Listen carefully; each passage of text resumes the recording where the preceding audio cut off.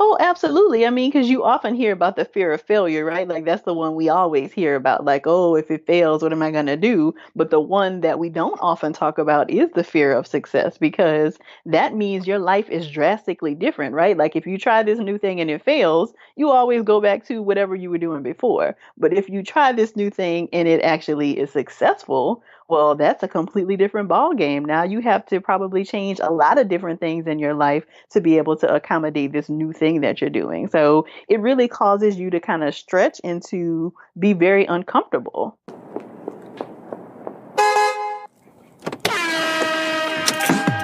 Hey, this is Raina Campbell, your Chief Dream Driver, and welcome to the No Parking Podcast, where through conversations and discussions with creators like yourself, we'll find interesting approaches to help you take your dreams out of park, put them in drive, and ride towards success.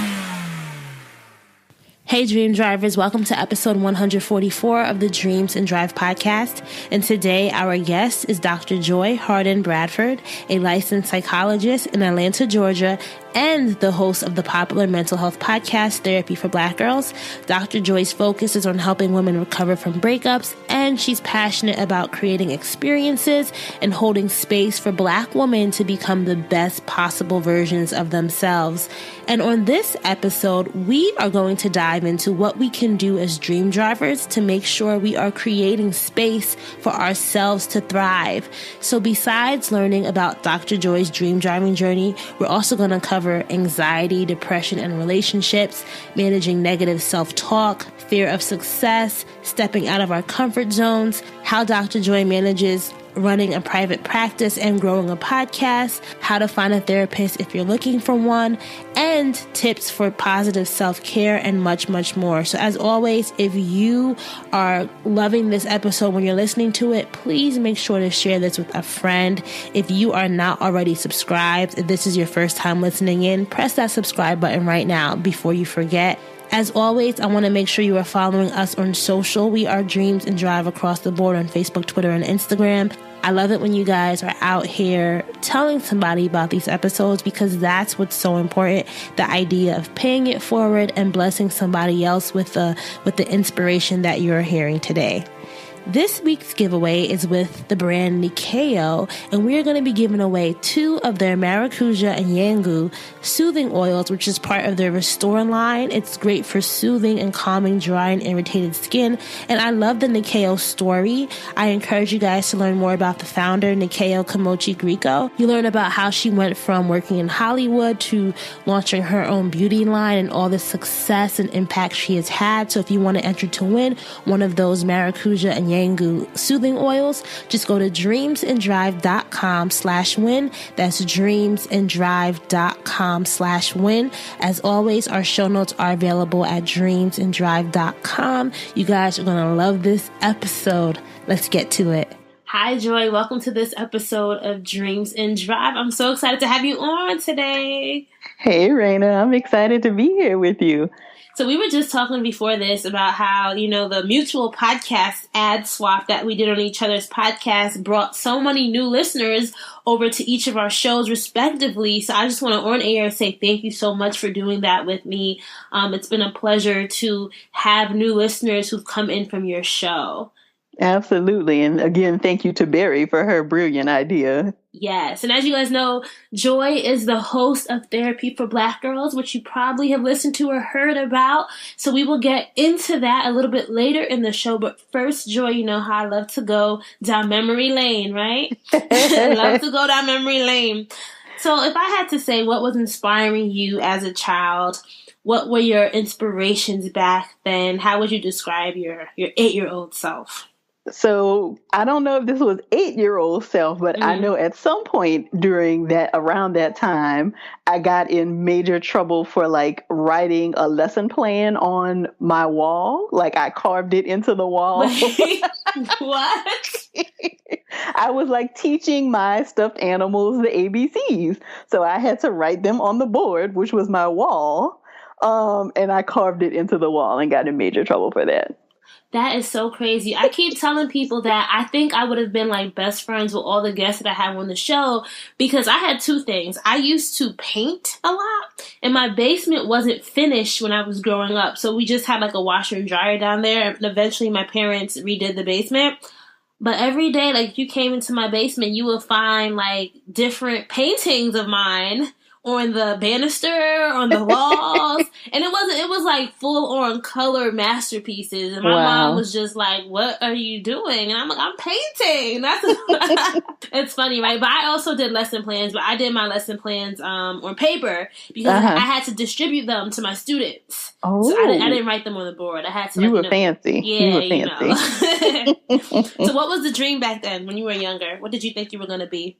I think a teacher. That's what clearly, it felt like I was kind of being inspired to do. And, in some ways, I'm not like a direct teacher, though I have taught a couple of college courses here and there. It does very much feel like what I do as a psychologist and with the podcast is another form of teaching. That isn't it so interesting when you look back and you're like, wow, like the seeds were being planted from back then. And you just Exactly. see how everything manifests. So, you had this love for teaching, you had this desire for teaching early on. How did that evolve, in high school and eventually college? Yeah, so in high school, I spent a lot of time like tutoring like younger students. So I feel like that's where my like teaching outlet came from. And then once I got to college, I was a psychology major, but my minor was education at first. And so I think maybe one of the very first semesters, we had to do like a practicum in one of the local elementary schools. Mm-hmm. And after that, I You're was like, like, nah. Nah, yeah, homie. I was like, yeah, this is actually not going to be for me, because I think it was very different from like spending 1 hour with a kid tutoring Mm-hmm. versus like all day in a classroom. And I was like, yeah, this is not going to be a good match for me. And shortly after that, I switched my minor to sociology. So I was done with education after that part. I was a sociology major at Princeton, but it's funny because psychology was probably one of my worst classes. I had to take Psych 101. It was just one of like the requirements. Everyone had to take it. And I think I had to take that class pass or fail because I just did so horribly on the midterms. Like it was just something about applying the theories in real life because my professor was a department head, right? So he was the hardest professor to have for Psych 101. And it was not fun at all. You're probably the first person I've heard that didn't really enjoy Psych 101. No, I liked it, but I didn't enjoy taking the test or anything, Oh, right? the test. Like, Yeah. so that's why I ended up taking it pass or fail. At Princeton, I think they give you like 3 classes you could take throughout your time there that you can elect to have it pass or fail. And it's not counted towards your GPA. Because I don't think I probably would have. I don't even know. I don't even want to think about it right right now. What college did you go to again? I went to Xavier University in New Orleans. Okay, so you're at Xavier. You're studying psychology. Was it your plan to become I guess would it be called a clinical psychologist when you graduated? Yeah, so that actually was the plan. So I did my 4 years at Xavier, and then I applied to PhD programs straight out of undergrad and actually didn't get accepted to any of them. And so that required me to kind of regroup pretty quickly to figure out, okay, well, what am I going to do with myself? Because that was the plan, and now that plan is not coming to fruition. And so it just so happens that another alum from Xavier was the director of the vocational rehab counseling program at Arkansas State. And she had just written a grant for people to come and get their master's degree in rehab counseling. And it was like a full ride, like completely paid for. So I had never heard of rehab counseling, never heard of Arkansas State, but I was like, okay, well, let me look into this. And since it's like basically a free master's degree in counseling, I think this could be a good match. And it was a great experience. And thinking about what you do now, right? Maybe it was a blessing in disguise that you didn't get those PhD programs off the bat, right? Oh, absolutely. Because the second time I applied for PhD programs, my focus was completely different. Like I didn't even apply to the same programs I had applied to the first time. So yeah, so it definitely helped me to kind of further develop like what I had an interest in and where my interest really aligned in terms of a PhD program. During your time studying rehab counseling, what started to intrigue you about the discipline? Well, I thought it was, like I said, I didn't know anything about it. And so vocational rehab counseling is all about helping people with disabilities to get back into the workforce. So I just thought it was a very cool slant on counseling because it was like a great mix of both like typical counseling, but also like a lot of like case management and working with people to develop skills and resume development and all of those cool kinds of things. And so it just wasn't anything that I would ever have put together for myself, but the way it all came together, it felt like a very good fit for me. During this time, were you starting to see any strengths of yours coming out? Like, was there something you're like, wow, I'm really good at this? Yeah, I think I remember feeling very intimidated before my first like counseling practicum about like whether I was going to know what to say when I was in a room with a client and that kind of stuff. And once I like really got into the program and took a couple of classes and, had some like mentoring, it felt like, okay, I'm pretty natural at being able to like sit in a room with a client and just kind of listen to them and have them share their story with me. So I feel like still that's one of my real strengths is really being able to kind of sit with a person who may be struggling with something really significant and allowing them to kind of really open up and share their story. So what was your focus when you applied for PhD programs the second time around? So the second time around, I actually applied to counseling psychology programs, which are a little different than clinical psychology. So at least historically, clinical psychology programs have focused more on like populations that had maybe severe mental illness, whereas counseling psychology was focused more on like developmental kinds of struggles. So things like students transitioning through college and breakups and divorces and, like your normal everyday kinds of struggles. Mm-hmm. And so that felt much more like a fit for me because there was also a real emphasis on focusing on people's strengths. So not so much looking at what kinds of detriments they have or what kind of things they're struggling with, but what do they do really well and how can you help them to build upon those? So once you graduated, and I'm just saying you were thrown out into the real world, right? What was the plan? Like, how were you going to start building a career out of this, start making money, start building a life?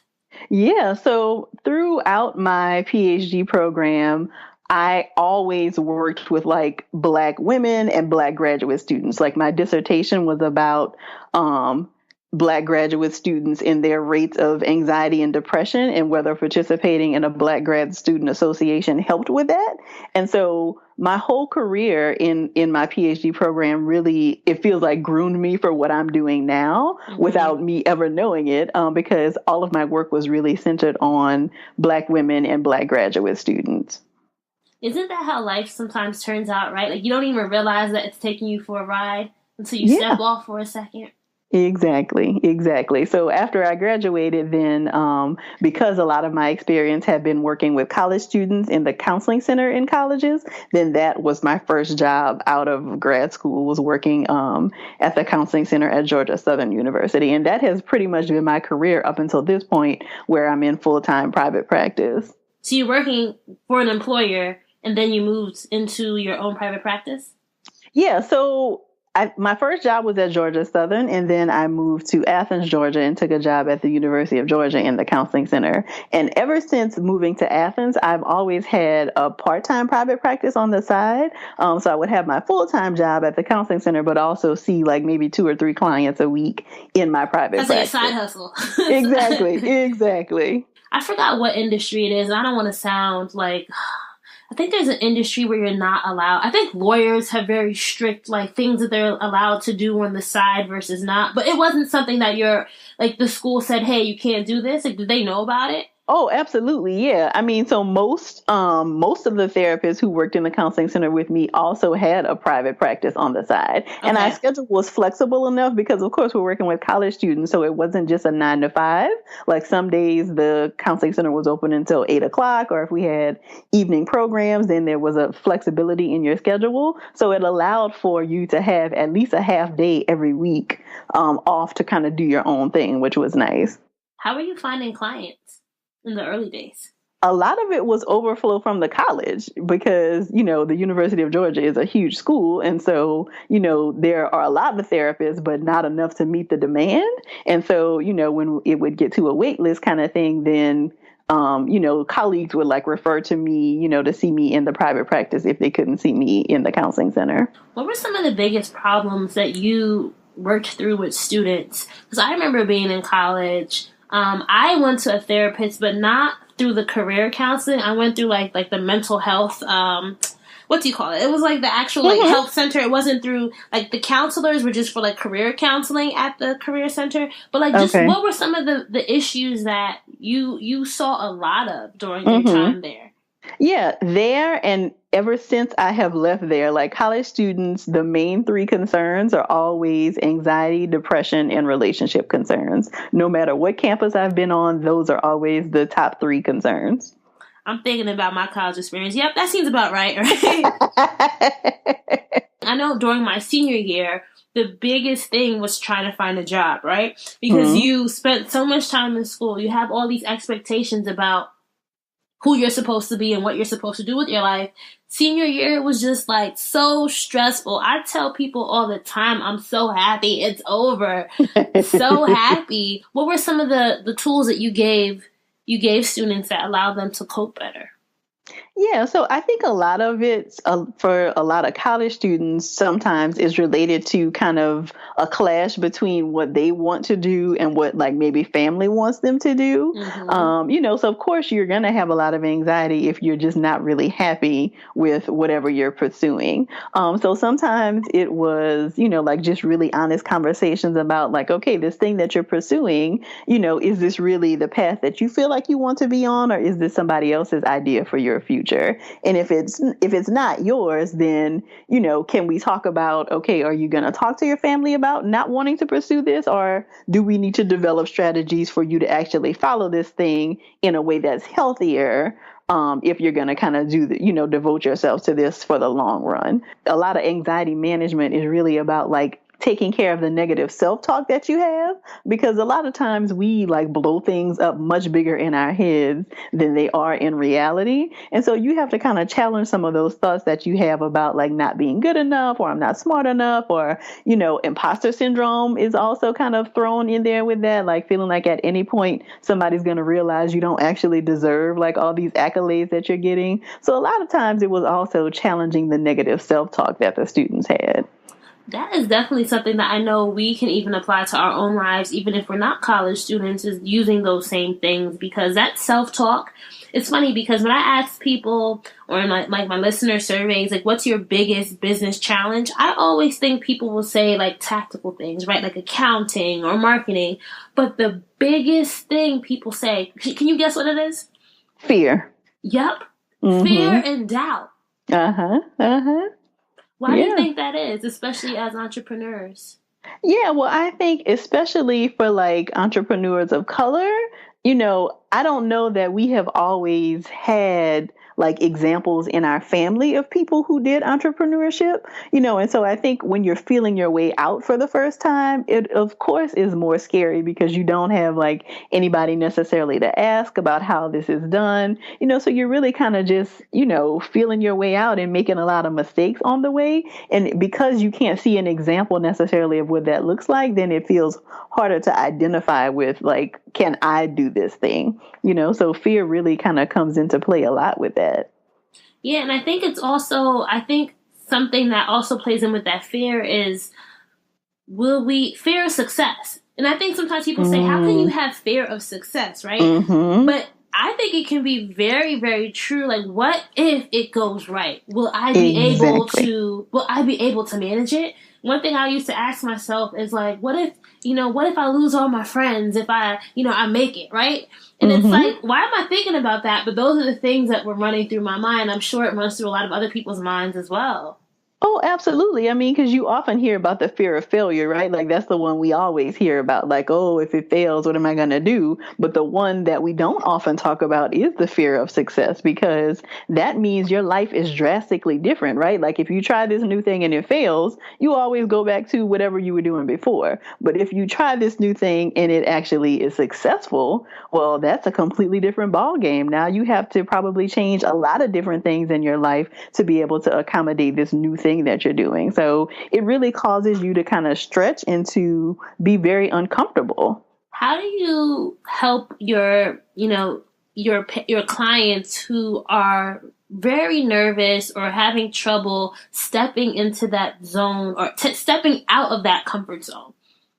Yeah, so a lot of it again is the self-talk, a lot of like visualization kinds of exercises. So if you were successful tomorrow, how would we know and what would your life look like? So we call that a miracle question, right? So once you can kind of visualize like what success looks like, then we can kind of walk backwards to see what do you need to do to actually get to that place. And that may mean changing up some of your support systems. That may mean, coming up with like different schedules and things like that. But I think once you can kind of visualize it, then you can develop a plan to actually achieve it.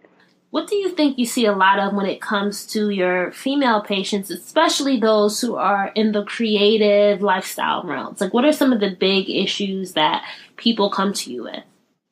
Well, my specialty in my clinical work is working with women who have had breakups. So definitely that can be because of like career success, right? Like if this entrepreneurial journey that you're on takes off in a way that maybe your partner wasn't expecting, then that can cause some tension in the relationships and there may be a breakup. So I definitely have talked with women about those kinds of things before. That is so interesting. I think that's also something that we don't often talk about, especially as Black women, building brands, building businesses, is the sacrifice and sometimes the struggle for balancing it all, right? Because we Black women are supposed to be everything, right? We're supposed to be everything to everybody and have all the answers. That's actually something I was talking about with someone earlier today is, why do people think that we're supposed to have all the answers to everything, right? And it's this whole idea of like that can definitely affect your personal life, and I think it's important to have that balance. So like, I feel like I just keep asking you all these questions, like what are these, what are that? Because I'm just so intrigued by it all. But when it comes to relationships especially, what do you think it is that we really need to keep in mind when we're practicing self-care in this area? Yeah, so a couple of things. The first thing I think really involves a real assessment of whether your relationship is healthy in a way that will allow you to continue with your entrepreneurial journey.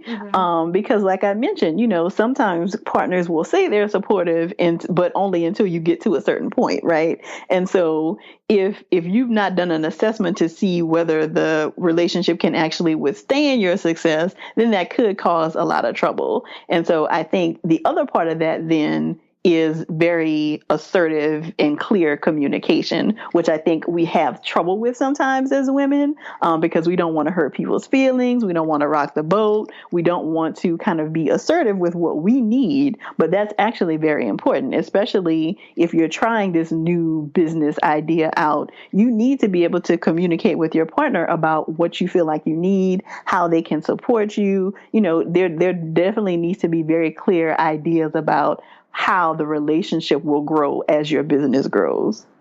Those are such good points. And I think especially that point about communication, because if you can master communication in your relationship, your most intimate relationships, right? That's something that can definitely play out into the world and in your business. I hear, what's that quote? Well, they say this to men a lot, right? Like a happy wife is a happy life or something like that. But I think it also matters. Like if you're happy in your closest relationships, that will definitely play out into the type of entrepreneur and how you see yourself and how much you're able to accomplish. Absolutely. Yeah. I mean, and I also think, another challenge we as women have is this whole kind of grooming that society does in terms of like feeling like you have to be partnered or married or whatever it is that you choose. And so sometimes that causes some tension with your business dreams, so if I'm feeling like I'm sacrificing too much of this relationship, I feel like my partner is pulling away, but I really want to grow this career, then what do I choose? Sometimes it unfortunately does come to a choice. So I do think that's something to keep in mind too, just like the societal messages that we've gotten as women about placing the priority on a relationship as opposed to your career pursuits. If you could put a number, and I'm asking you this for a reason because I want to lead it into the next question. If you could put a number, or you could estimate how many women you've worked with over the years, about how many would you say? I would probably say at least like 500. Okay. What do you think has been, one of the most important personal lessons you've learned about your own self and your own development through working with over 500 women? I think the biggest lesson for me is really trusting my intuition. And I think that also comes up a lot with clients, like not, making decisions that go against like what their first mind actually told them to do or to be. And so clinically, I also feel like I'm really good at being able to kind of read what's going on with clients and to notice things that maybe they didn't even know that they were bringing into the room. And I feel like a lot of that is related to my intuition and just being very in tune with clients. And along that line, what do you think has been a challenge that you've faced just in whether it's been your private practice work, working with students, or even building the brand, which we'll get into in a little bit? Like, what's a big challenge you had to work through? I think scheduling has been the biggest challenge for me. Like, it feels like I'm always doing a lot of different things. And so for me, it really has been difficult to kind of like block off certain hours and days to like do certain things so that I don't feel so pulled in different directions. Well, that's actually a good segue into a question from one of our listeners. This is coming from Brianna Watts. And she wants to know, what does a typical workday look like for you? That is a perfect segue. So right now, and not every day looks the same, which is one of the things I really enjoy about private practice is that I can kind of build my day to look the way that I want. So right now I see clients on Tuesdays and Thursdays. So I have probably 5 to 7 individual clients, and I also run a therapy group for Black women. So I do that on Tuesdays and Thursdays. And then Wednesdays are my podcast days. So that is when I am recording and doing research and all of that stuff. Mondays are the days I do like interviews, like media, when media reaches out to you and wants you to answer questions for an article and stuff like that. I try to do that and like a lot of admin stuff on Mondays. And then Fridays are like my day off to kind of just veg out, try to get a nap in once I drop my kids off, like just my day to kind of hang out. It's interesting that you said scheduling is one of your challenges, but it seems like, right, you got this on lock in the sense that, like, at least you have a schedule. At least you have a plan, right? Because you could have just said, Monday, I do this. And I think I think what I like about how you talked about your schedule is that you blocked out time, right? And although those individual days might be hectic or things may change, at least you've assigned days for certain things. That's something that I do even with Dreams and Drive. A lot of people ask me, like, how do you get to introduce so many people? Or, how do you not lose your mind with doing all this different stuff? And I say Tuesdays and Wednesdays. That's what saves me, because I had to just block out 7 to 9 every Tuesday and Wednesday. That's when I do my interviews. That's when I work in editing, stuff like that. And people don't realize that when you make the time, it's there. Yeah, I mean, I definitely think dedicating the days to certain things has really helped, but that's still new. So this is like probably I'm a month into this schedule. Oh, okay. So if I had talked to you like two months ago, it would have been a different answer. Oh, absolutely. I'm telling you, it really helps. Like, it really helps. And I think it also helps set expectations for other people. Like, I say to people, hey, if you want to be on my podcast, and I ask that you are available during, these 2 days. And if you're not available now, we can definitely wait, a few weeks out until you are. Because what I found is if you don't give people the parameters or boundaries, I know you talk about this in your work a lot, is, setting boundaries. I've had to set boundaries for even my business. Oh, because absolutely. People will love to tell you, I can't do this time. Can we do 12 p.m. on a Friday? And I'll say, sorry, but if you'd like to be on this show, right. These are of course, if you're Oprah, we could work it out, right? Clearly. But Oprah. It really does help. So, I want to get into therapy for Black girls. So when did you launch the podcast and why did you launch it? I launched the podcast in April of 2017. And so like you and a lot of your other guests, like I listen to tons of podcasts. And so it always felt like something I would likely do, but I don't know that I knew was going to like launch in April. But it was really important to me. So I had already been blogging on the Therapy for Black Girls website, but it felt like I could do something different with the podcast that I wasn't quite able to do with blogging. Especially like the episodes where I will like do a case with like a fictional character. So like if Olivia Pope came into counseling I with love that one. She needs it, right? She really needs it. Oh yeah, absolutely. You should be her counselor on the finale or something. I hope we get to see some of that before the season ends this year. I really do. Annalise, because Annalise, I don't know what she's been doing these past years. She just anyway.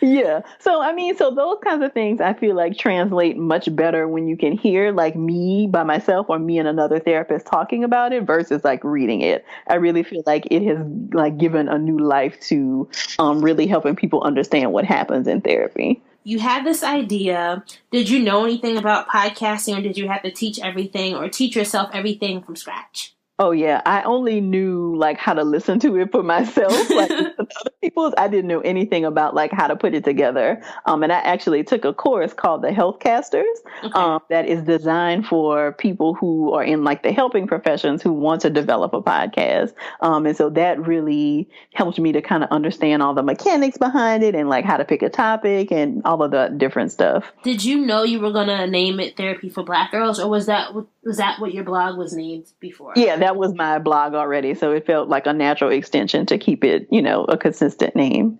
So how did you react to people? Because I'm sure you may have asked people who said, why therapy for Black girls? Why not therapy for all girls? I really haven't had that much of that because I feel like I like surround myself with people and colleagues who like get why I do the work that I do. Mm-hmm. Now, of course, I have seen like random comments in a Facebook group or whatever that talk about like, like why the need to be a segregationist or whatever. But there's plenty of research to support why I need to be doing what I need to be doing. So people tend to, kind of step back out of their position when you can present them with numbers and data.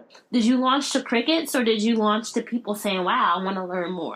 I launched to people saying, wow, I want to learn more. Like it definitely took off much quicker than I anticipated. Like I figured people would like it eventually, but I did not anticipate the speed with which it took off. What contributed to that? I think it has just been word of mouth. A lot of it has just been like people listening and saying like, oh, I really enjoyed this episode. And then like telling all of their friends or people sharing it on social media. I think a lot of, again, and this feels like it's connected. A lot of my listeners, I think, are college women. And so, like if they're in a sorority, then they will tell all their sorority sisters or like they will spread the word around campus. And so it feels like that has been a large push for me too, is college student, driven. Yeah, I think it's about, like, if we think about marketing, right, it's like about finding your audience. And you had an audience, or you have an audience, I should say, that has a serious need for these conversations. Like, where else can we talk about this stuff, right? So we try to talk to our parents, then some of them are too old school to be like, hey, just read a book, right? You don't need this therapy, counseling stuff, right?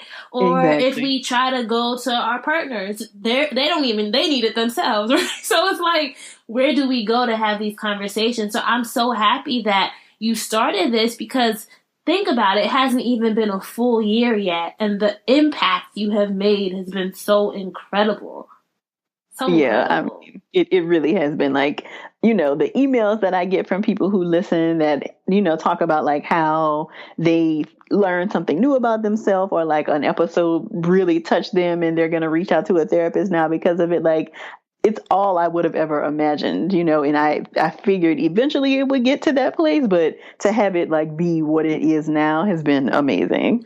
Has it been overwhelming? Because I can only imagine, right? Like you launched, but you never thought it would pick up that quickly. Like how are you managing all the response and the demand right now? Yeah, that, and again, like I mentioned, well, I don't know if I said this distinctly, but like I was still working in another like almost full-time job until January of this year. Mm-hmm. So all of this like speed with the podcast and like the directory and stuff like has taken off while I was also working. And so it definitely felt very overwhelming to be able to keep up with that. I have added a virtual assistant and a social media manager to the team now. So that definitely has helped. But yeah, it definitely has been overwhelming to have it pick up so quickly. Your directory, was that what Solange retweeted? 'Cause I remember you had like a big, what was the big media that you got Yeah. that just made everything like, I'm thinking of a tornado, right? Like everything just started spinning and going crazy. Yes, it definitely was. It was the directory. So, in addition to the podcast, therapyforblackgirls.com also houses a therapist directory, which has almost 600 therapists across the country, and most of them Black women or other women of color. Who, are willing and able and ready to do individual therapy with people in their, cities and in states. Okay, and that was what got picked up by the media and everyone was really excited about. Yes, exactly. Yeah, and I don't even know, like it has happened like a couple of different times. Like every now and then another celebrity feels like we'll get a hold of it. Mm-hmm. And then, when Solange retweeted it, my website was down for like almost a week. A week? Because yes. You should see my face right now. Wow, that is Yeah, so what happened is that, of course, once people saw it, then everybody tried to go to the site at once, which crashed the site. And then, like, it was an issue with my hosting. So I had to switch my hosting company, which is what resulted in it having to be down for almost a week. Okay. Well, that's a lesson learned, right? Exactly. Yes, I'm prepared, I think, for another major influx should that happen again. But that's something that you couldn't necessarily plan for, right? Unless you were sitting next to Solange and say, hey, Solange, all right, let me go get this new hosting site, and then you press retweet, right?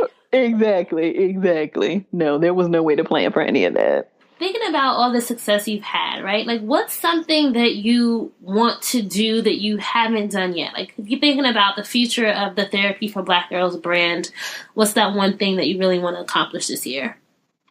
I'm thinking this is the year I will add some live events. Me too. It's hard. It's scary though. It's scary. It is. And I don't necessarily know that it'll be like a live podcast show, and I'm not quite sure what it will be, but that is the feedback that I'm getting from my community is that people really want to be able to connect. And so it feels like I'm going to have to add some live events to the slate this year. Yeah, people have been telling me, they've been like, do a podcast tour. I'm like, tour? I haven't even had one event yet. Y'all asking me for a tour? Right, exactly. You know what I love about podcasting though, Joy? I know you probably feel this way too, is just being able to engage with people. I think sometimes when you're working one-on-one or when you're isolated from the actual people, you don't realize how much of an impact you have, right? But I really enjoy getting to talk to people. Or even today, I was feeling a little bit in my feelings. I'm kind of PMSing too, so I know that it's not all, like, there's lots of other things going on in my body right now. But I just was like, oh my God, what am I doing? And I got this Facebook, a Facebook comment. And this woman told me she had just listened to episode 134 with Lucinda Cross, from Prison to the Platform.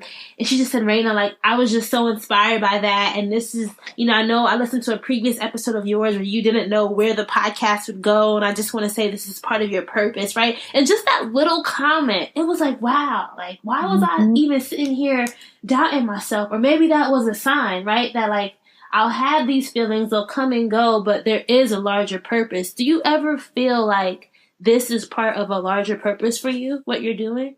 Oh, it absolutely is. I mean, like I mentioned, like I get those same kinds of emails. I mean, and, some of them are so incredibly heartwarming, like just the impact that it is having on people and that it is helping women to take their mental health more seriously. Like that is all I ever set out to do. And so the fact that it has happened in this way and has touched people in that way is just amazing. So I'm going to go back to, because Bree sent me a lot of questions. I can't ask you all of them.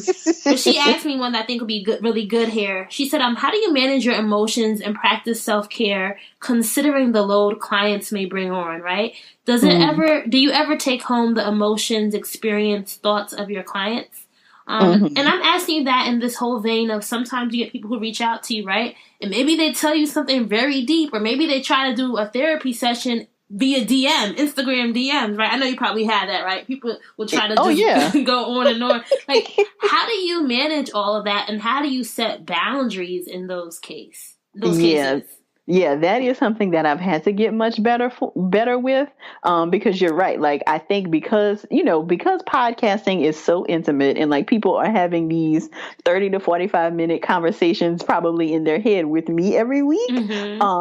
People, I think, feel like they know me. And even though the disclaimer on the podcast is this is not therapy, I'm not your therapist kind of thing, people, I think, still feel very connected to me, which of course is what I want. But it does then result in, sometimes people sending some very intimate kinds of questions through the email or in the DM. So I have had to get very good with like empathizing with whatever they're sharing, but then also making sure I try to connect them through the directory with a therapist in their area so that they can talk through more of these issues. And I like that you even, like, in your group on Facebook, that's also a place where people can then talk to other people. So maybe the onus isn't just on you, where they can throw something out there and get some responses from other people. But then even that can be a little tricky too, because you want to manage the group so that it's not also people just, saying things and then getting all these different responses. That's something I have to deal with too, is just the whole idea with social media, like how much is too much, or like what kind of conversations should I allow or not allow, right? That's exactly. Yeah, and I feel like I have an additional layer because I actually have a license. Yeah. And so, as therapists, we are only licensed in our particular states. And so I'm only licensed in Georgia. So people who, want to share all this stuff and like say they want to work with me from different places, like I can't do that. And likewise, like I have to really manage like what people are sharing on social media and in the Facebook group, because it definitely can get too much and could be a liability. So while I'm wanting to kind of encourage community and people to kind of share with one another, I do have to be very careful that it does not become too much. So who do you have on your team? I know you said you have a virtual assistant and a social media manager. Is there anyone else in your team that helps you get the work done each week? My husband is my podcast producer. Oh, really? So thank goodness he had that skill set. Like he comes from a radio station background. Okay. That's why your podcast sounds so good. I was like, damn, she's not even a year in, and her stuff sounds so good. Yeah, I mean, and who knew like that talent would come in handy? But it definitely does. God knew. Yeah. So he is the one responsible for all of that. Like I think if I had to do like the editing and stuff myself, well, I probably would have outsourced it by now anyway. Okay. But all of that stuff is really like still puzzling to me. I don't know all of the technical pieces of the editing. So he's a huge part of the team for sure. Hey, and you know what? If you had spent all that time trying to figure it out, maybe we wouldn't have so much content from you now, right? Or maybe it would have been a deterrent and you may have said, hey, I'm just going to go back to blogging. So thank you that you gave it to him and you did what you're best at, right? Sometimes that's the lesson. That's the lesson for all of us is, if you aren't good at it, sometimes it's all right to step away and get help.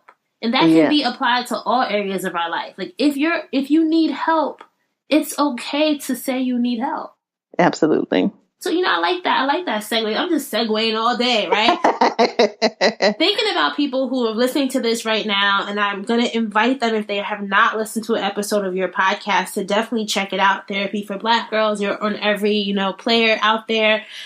What tips would you have for someone looking for the right therapist? Because, it's a very important decision. So, like, what kind of recommendations would you give to somebody?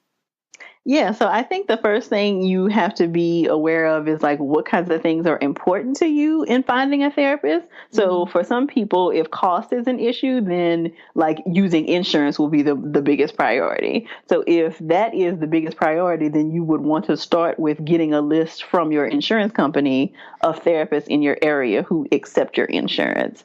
And then you want to think about, is it important for you to have a therapist who looks like you or matches you in some way, whether that that be race or ethnicity or gender expression, sexual orientation, or all of those kinds of things important. And then you have to kind of weed that out by going to people's individual websites. So typically you can kind of get a good feel for how somebody is and how they practice from their website. A lot of therapists also now have like videos on their websites, which is really cool, so that you can, kind of get a better sense of like their personality and stuff before you actually go in to visit. The other thing is that most therapists like give you like a 15 to 20 minute like consultation for free, where you can kind of ask any questions that you have and kind of do, again, more assessment about whether you feel like this person is going to be a good fit for you. Make sure that you're not searching for like Instagram therapists, in the sense of people who just say like therapists are actually licensed, right? I think that's something that a lot of times on social media, you'll find somebody who says, I'm a coach, right? But what you really want is therapy sessions. So you definitely want to make sure, and I'm not the expert here, but I've even sometimes thought that somebody was a licensed therapist, but they weren't. So that's just something you also want to keep a lookout on. Yeah. And like I mentioned, we're licensed by our state. And so you also want to do your research, like go to the state board for whatever that person is licensed in, to make sure they don't have like any disciplinary actions taken against them, and that their license is actually current, because sometimes people will kind of try to skate with a license that has expired, or they've gotten in trouble with their board and they're still, trying to practice. So you do want to be very careful with that. The other thing that I would add is that, unfortunately, sometimes you have to kind of go through multiple therapists to find the person that's going to be the right fit for you. And I know people hate that part of the situation, because it feels like I don't want to keep opening up and telling my story to multiple people. But I promise you, once you find the person that is actually going to be a good fit for you, it will be well worth the trouble that you went through. Yeah, it's kind of like dating, right? Exactly. You don't give up if just one person, isn't the right fit. Hopefully you don't. Exactly. So I want to make sure that I ask this question. This is coming from Danielle. And her question, I think this is very important to a lot of us, because we're, a lot of us are pursuing careers. She said, I would love for you to talk about the emotional tax that women of color often have to pay as they try to survive in the workplace. How can workplace stress bring on anxiety and depression for women who are trying to achieve great things in a corporate system that isn't always set up for them to succeed?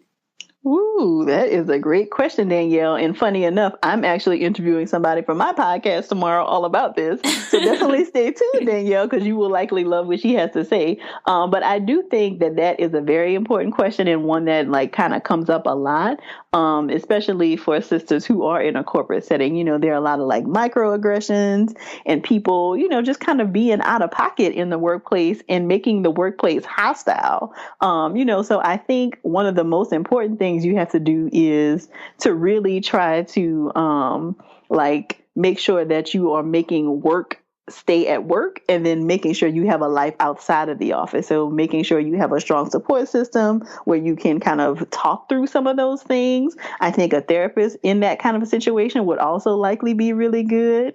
I also think it's really important to be documenting when things like that are happening in the workplace, because you just never know what you're going to need to do in terms of like something kind of escalating. So I think making sure that you have a log of different things that are happening is also a really good idea. And I think, I kind of come from the school of thought that you kind of always want to be looking for what your next thing is going to be, unless you feel like you're at your dream job. But, probably a lot of people are not. Mm-hmm. And so I think it's always good to kind of have an eye out for, okay, what kinds of positions are out there.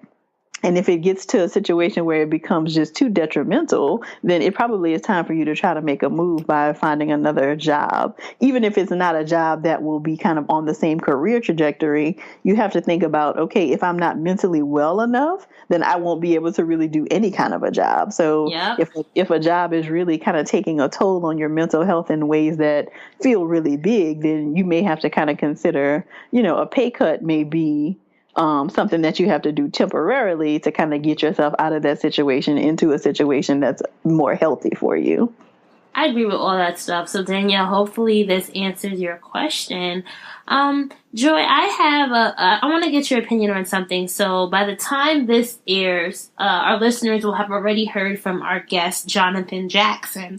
And on that episode, we really dived into what mental health and self-care looks like for Black men especially. And the thing that we dived into that I thought was really interesting is this whole idea of this conversation about mental health and self-care needing to be something that starts at the elementary school level, right? Like, what if we had classes when we were younger about, how to work through these issues that we're facing, or just, how to communicate and all that stuff. Like, do you thinking about the people you've worked with, the people you haven't worked with, and just the trajectory that our society is going, what do you think about this notion that we need to start teaching our youth earlier about these concepts?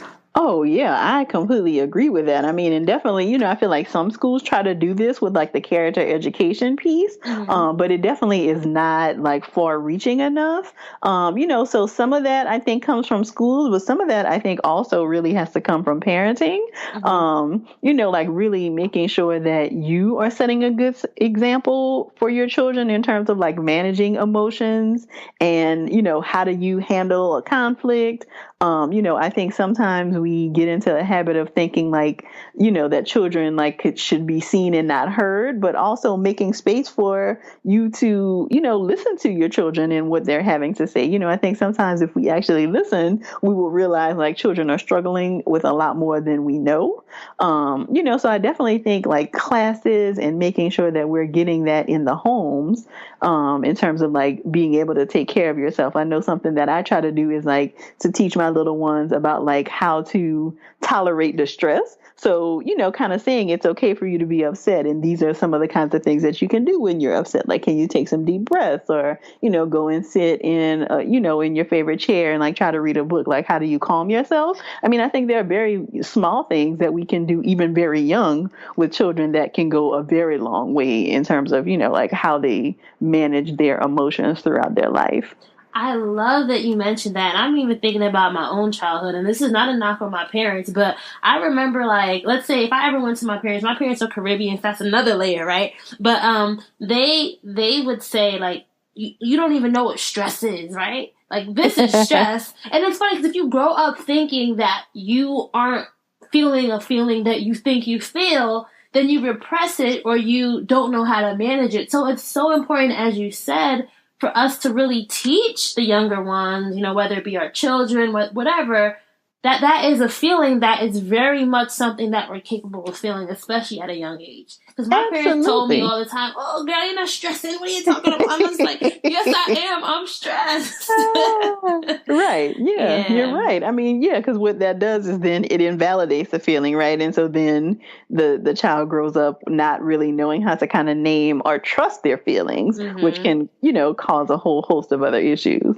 Yeah, most definitely. So as we wind down, Joy, I definitely want to make sure I just ask you this question for our creatives out here. What are your top tips for creative entrepreneurs who are struggling to, stay afloat when it comes to self-care? Because I know as a creative, our minds are always going, right? We're idea machines. We have these big dreams, big visions.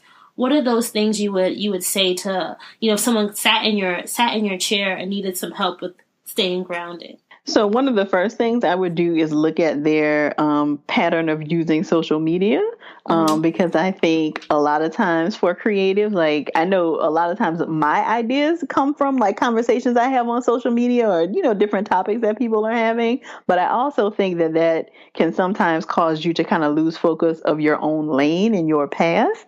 So I would kind of do an assessment of like how much time are you spending on social media? Like what kinds of things are you engaging in really helping them to develop a probably stricter schedule of like social media usage. I also think it's really important that you have a support system, and that can be other creatives, but it may also be really good to have, people in your circle who are not creatives, so that they can kind of help to balance that out. Because sometimes when it's just a whole bunch of creatives in the group, then it just is like shop talk, versus like if you're hanging out with your friend who's an accountant or something like that, then, you can actually have more conversations about like how you're actually doing and that kind of thing. So I also think that the support system is really important. Definitely. I think that's so important, because sometimes it'll be like the same conversations, right? And you need that different perspective, because I think, let's say for me, like my group of friends, we're always throwing out ideas. We may not be the best when it comes to taking action on those ideas. But if you have somebody who's, let's say, more analytical or more process driven, then they might be able to guide that conversation into, all right, well, how do we take these ideas and put them into action? And then that can shift the whole dynamic as well. So I love that you mentioned that. So Dr. Joy, thinking about therapy for Black girls and all that you've been able to accomplish within the next year or in the last year, what's next? What can we expect from you and from the brand as it grows? Yeah, so like I mentioned, likely I could be in a city near you. So I am planning to add some live events this year. And I also want to continue growing both the podcast and the directory. Like I said, we have almost 600 therapists in the directory now, but not all of the states are represented. So I definitely want to try to do more outreach to get as many therapists in the directory as possible. So how can people submit themselves if they are a therapist listening in? Yeah, if you go to therapyforblackgirls.com, there will be a pop-up that says, are you a therapist interested in adding your information? And then you can follow the steps from there. Okay, so let's go to our lightning round, Joy. So this part of the interview, I'm going to give you a prompt, and I want you to tell me the first thing that comes to mind. And remember, we're sticking with our whole dreams and drive metaphor, okay? Okay. All right, the first word is park. Stagnant. Reverse. Opportunity for growth. Neutral. Pensive. Drive. Dreaming. Ooh, I like that. And if you want to be a dream driver, you have to have your keys to success. So tell me 3 things that you think every dream driver needs in their toolkit before they hit the road. I think you need a strong circle, you need a good schedule, and you need a coach. Which one of those has been the best in helping you in your own journey? I think coaching. What kind of coaches do you have? So in the past, I've worked with Maya Elias, who is like a branding strategist. I know a lot of women work with a lot of, I don't know, has she been on your podcast? Episode 35. Your story is your power. She was early. Your story is your power. Yeah, Maya was somebody that I remember when I first graduated and I was like trying to figure out blogging. I've like watched her as she's evolved. So I was like with her when she had her like design agency or something like that. So It's been really good to see her evolve over the years. I love her work. Yes, she has been amazing. I worked with her very early on, and I feel like that gave me a very good foundation for what I'm doing now. Mm-hmm. Yeah. And your website is bomb. Like, did your husband help you with that, or did you do it? It looks really, really good. Thank you. No, that is actually all me. So, the design piece is a template that I found on some website. And then I, of course, inputted all my information. And then I actually had to hire a developer to do the directory piece because that was way beyond my technical expertise. Well, listen, girl, you might have a second side hustle with design website. This is really, really good. So where can our listeners find you online if they want to learn more about you or engage with your work? Yeah, so you can find me at the hub of all of my activity. It's therapyforblackgirls.com. I'm also on social media. So on Instagram and Facebook, I'm at Therapy for Black Girls. And then on Twitter, it's Therapy for, the number 4, B Girls. Okay. Thank you, Dr. Joy. I'm saying Dr. Joy because that's how you address yourself to your listeners. Thank you so much for this conversation. It has been such a pleasure. And I know our dream drivers have been inspired by what you have shared today. So thank you, thank you, thank you. Thank you, Raina. All right, so that's a wrap for episode 144 with Dr. Joy. I hope that you enjoyed hearing her dream driving journey as well as her keys to success. And if you love this episode, if you found something worthwhile, if you found something valuable, please make sure that you share this with a friend. My favorite way when you guys share is when you're reposting on Instagram, when you're sending a tweet on Twitter, when you're posting on Facebook. So go ahead and do that. You also can send a text to someone. You can send an email with the link to this episode, but just share it with one person today. One person is all I'm asking. And if you're not already following us on social, make sure that you're following us. We are Dreams and Drive across the board on Facebook, Twitter, and Instagram. I love getting in there in the hashtag Dreams and Drive and engaging. I respond to messages. I like when you guys are sharing and commenting and engaging in our posts. So continue to do that. I appreciate it so much. If you want today's show notes, just go to dreamsanddrive.com and click on episode 144. You know what's really cool that I want to talk about really quickly is a question that I posed on our Facebook group. So if you're not part of our Facebook group, come on over and join. Just go to dreamsanddrive.com/Facebook or just search Dream Driver Mastermind the next time you're logged on. But I am really wanting to make sure our group is more engaged. So I post this question to the Facebook group today. What's on everyone's to-read list this week? So Kiara Boone, who was a past guest on the episode, she's also reading Jennifer Lewis's The Mother of Black Hollywood, which is a book that I read this week. We had Rhonda Wynn, who's reading Monster Loyalty, How Lady Gaga Turns Followers into Fanatics. And next week, she is going to be reading The Black Woman Millionaire. And then we had Angie, who was reading You Were Born Rich by Bob Proctor. I love books, guys. I love books. I want to keep this conversation going. So if you like this whole idea of doing some kind of Dreams and Drive book club or talking about books more, let me know. Send me an email, send me a message on Instagram, respond to me in the Facebook group. I love books. I love this idea of us talking about what we're reading. I need ideas on how I can get you guys more engaged. I want to also start doing this thing called carpools where we're doing like group coaching calls or something like that. So if you guys like these ideas, let me know. Feedback is always welcome. You know how to find me. I'm very, very approachable. So please just send me feedback, all right? Don't forget about our giveaway with Nikeo. We are giving away 2 of the Maracuja and Yangu soothing oils. I love the brand. I love the oil. I love the founder story. Nikeo Kamochi Grieco, her story is phenomenal. And what she's doing with Nikeo is pretty cool too. So make sure to go to dreamsanddrive.com/win. That's dreamsanddrive.com/win if you want to enter. If you're into beauty, you're definitely going to love the product. So as far as updates go, guys, I'm really excited about getting back into interviewing. As I said before, in March, I took the month off. I did no interviews. I just kind of wanted to relax and just get some time back and think about how do I want the future interviews to look? What kind of goals am I setting for the rest of the year? And I did just that. One of the things that I am going to implement moving forward is to have a single destination for people to pitch me. The destination now is dreamsanddrive.com/pitch. So if you want to pitch yourself or if you know somebody who wants to be good for the show, that's where you're going to go and you're going to pitch me. I have all the questions there that you'll need to answer. I just wanted to have a consolidated place because I found that a lot of my pitches weren't necessarily giving me all the information that I needed. So this should be a good way for people to know what I want and also just a centralized location for me to keep track of all the pitches that I get throughout the week.